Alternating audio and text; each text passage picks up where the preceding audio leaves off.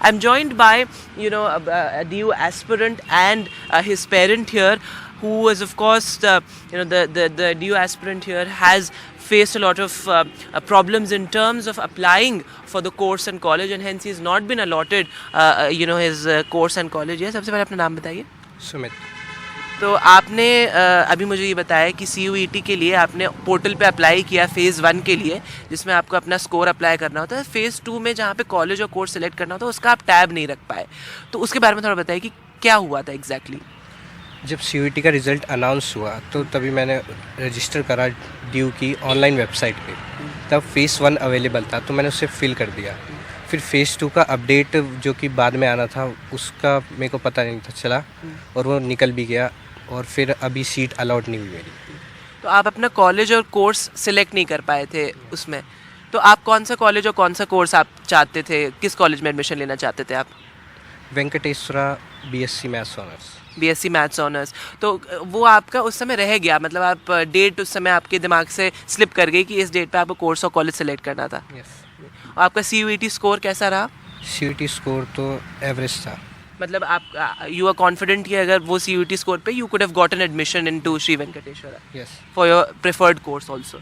Yes. लेकिन क्योंकि एक समझ लीजिए कि पहली बार ऐसा है कि मतलब इस तरीके से पूरा ऑनलाइन हो रहा है, इस वजह से आप नहीं कर पाए अप्लाई. यस.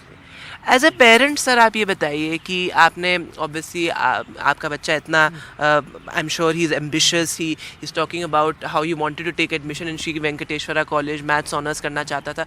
तो एज ए पेरेंट आप ये बताइए कि क्या ये अनफॉर्चुनेट बैच है, क्योंकि पहली बार ऐसा हुआ है कि कट ऑफ बेसिस पे नहीं बल्कि CUET स्कोर के बेसिस पे.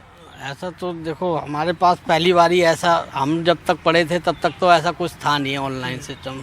ये जब से कोविड के टाइम से ही शायद मेरे को लगता है ऐसा हुआ है. लेकिन फिर भी जो है उसके बारे में कुछ तो ग्रेस उस तरीके से देना चाहिए कि भाई दोबारा इस चीज़ को भरा जा सके जिन बच्चों का छूट गया था. तो उसके लिए ही हम जहाँ आए थे. तो अब देखते हैं क्या होता है. CUET इस बार पहली बार जो कॉमन यूनिवर्सिटी एंट्रेंस टेस्ट हुआ है, तो आपको क्या लगता है इसकी वजह से भी एडमिशन प्रोसेस जो स्मूथ होता था, स्मूथ तो नहीं लेकिन खैर एक नॉर्म सेट था कि कट ऑफ बेसिस पे होना था, तो आपको लगता है कि ये CUET पे इस बार हो रहा है तो उस वजह से भी एडमिशन प्रोसेस में भी दिक्कतें आएंगी? हो सकता है. मेरा मानना है, क्योंकि ये तो पहली बार ही बच्चों के लिए सामने आता है ना. आजकल बच्चे इतनी जल्दी तो अपग्रेड होते नहीं हैं. अब कंप्यूटर्स क्लासेस होने शुरू हुई है तो हो सकता है कि बच्चों को इस चीज़ की भी नॉलेज अच्छी रही. लेकिन हमारे टाइम में ऐसा कुछ नहीं था. हमें तो कुछ यहीं आकर के एडमिशन फॉर्म्स भरने होते थे. तो आगे देखते हैं जो भी है. बाकी इस चीज़ की कोई ना तो इन्फॉर्मेशन थी, और किसी तरीके से दी भी गई होगी तो हमारे को पता नहीं चला. लेकिन बच्चों के लिए अब ठीक रहेगा अगर इस तरीके की प्रॉब्लम धीरे धीरे ठीक होती चली जाएंगी, तो इससे नॉलेज और बढ़ेगी बच्चों की, ये सही है. So, an ambitious child here and his hopeful parent. Of course, they talk about the many glitches and perhaps also the fact that this may be, as many of the aspirants are saying, an unfortunate batch because it's the first time that admissions will be based entirely on the CUET results, and also the common seat allocation system, the CSAS portal, where the admission is taking place in 3 phases, is also confusing and perplexing for many aspirants. But here's hoping that most of them get into their preferred colleges. So as we've been reporting through the morning, admissions to over 70,000 seats across the Delhi University will be based on the Common University Entrance Test scores. Now, aspirants are telling us that after the whole CUET mess, now the seat allocation system, the new seat allocation system is giving them sleepless nights with the complicated 3-phase admission process. So I'm joined by a few aspirants here to talk a little bit about it. सबसे पहले अपना नाम बताइए. Vyom Birla. So your brother is applying for. So what course did you want to? What was your preferred course? I want a political science. So you applied for political science in your. But mistakenly my history got above, so they preferred me this. Actually, he got preference 1 as history, Right. but he doesn't want to do history. So basically, just for the convenience of our viewers, they are to apply for their 3 preferences, if I'm not wrong. And he applied as his preference 1. He applied political science as his preference one, and despite that you got history as your first preference, right? तो अभी आपका CUET score के हिसाब से आप political science के लिए qualify कर जाते हैं आप करें, यस सर, मेरे 800 में से 673 आए थे, तो which is a very good CUET score.